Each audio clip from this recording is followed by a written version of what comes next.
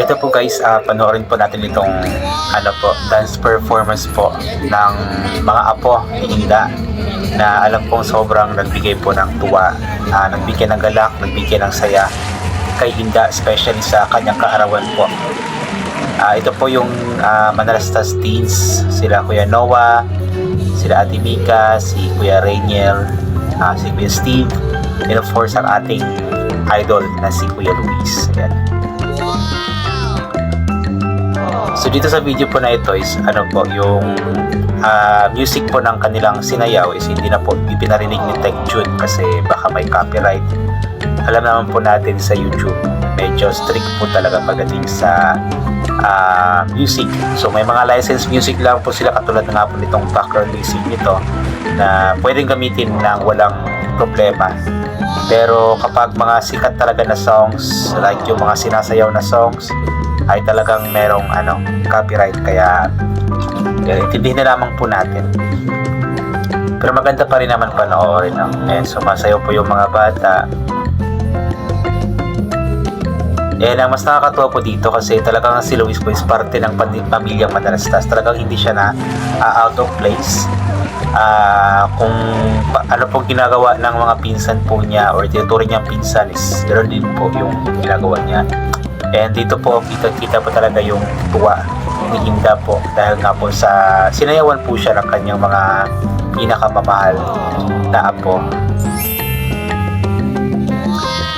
Talagang napaka-bongga, napaka-engrande po nitong celebration ng birthday ni Inda At alam ko na sobrang natuwa si Inda dito sa celebration po na ito. Napaka-engrande po. Ika 71st birthday ni Inda, pero napaka-engrande na.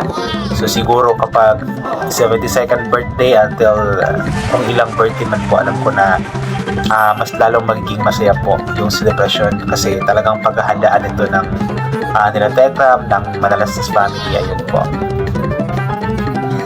As galing sumayaw. Hindi ko nga lang alam kung ano yung tugtog na sinasayaw po nila. Pero magaling sumayaw sila. Alam kong sobrang nakakapag-entertain po yan kay Inda. Para sa isang lola, wala nang sasaya sa puso po niya. Yung mga apo po niya is nagbibigay po ng presentation para sa kanya, sumasayaw.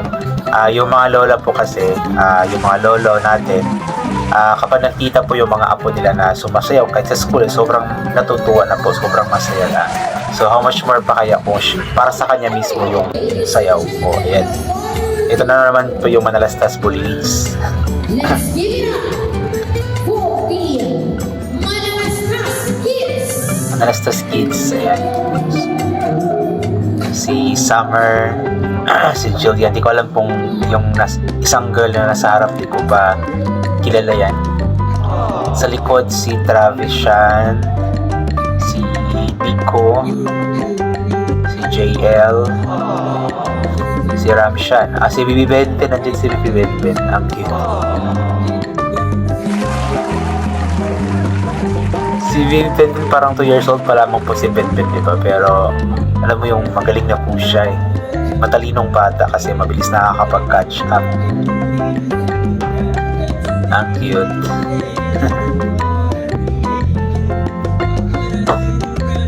Talagang nakakapag-entertain sila ng maayos I mean, alam kong sobrang na-entertain si Inda sa kanila. Ayan yung mga nanay, si Inda, masaya siya nakita yung mga apo niya na sinasayawan siya. Inulit ko nga po na para sa isang lolo or lola, masaya po sila nakikita yung mga apo nila na nagpa-perform sa stage. Pero mas para kay Inda, mas lalong masaya ito para sa kanya kasi nga po yung performance ng mga bata is para nga po sa kanya, sa kanyang kaarawan. Kaya inulit ko na happy birthday po talaga sa Inda.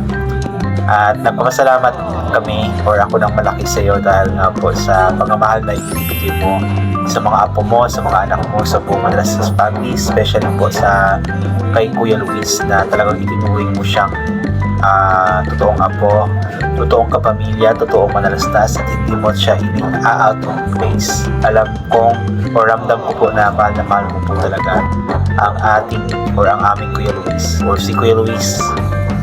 Wala. Ang cute naman ang mga bata ito.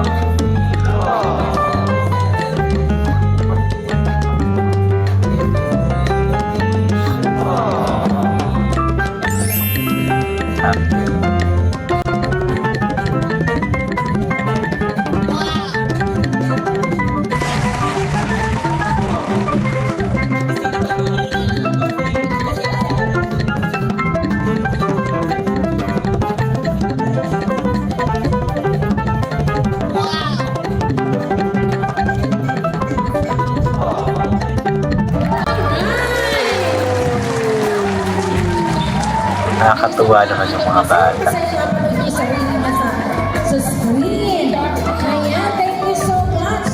Good job. Sobrang napasaya niyo kami. Alam niyo yung mga anak-anak natin kahit My son, good job. Good job. Pogi naman ni Ramshan. Good Pogi ni job. Ben. Good job.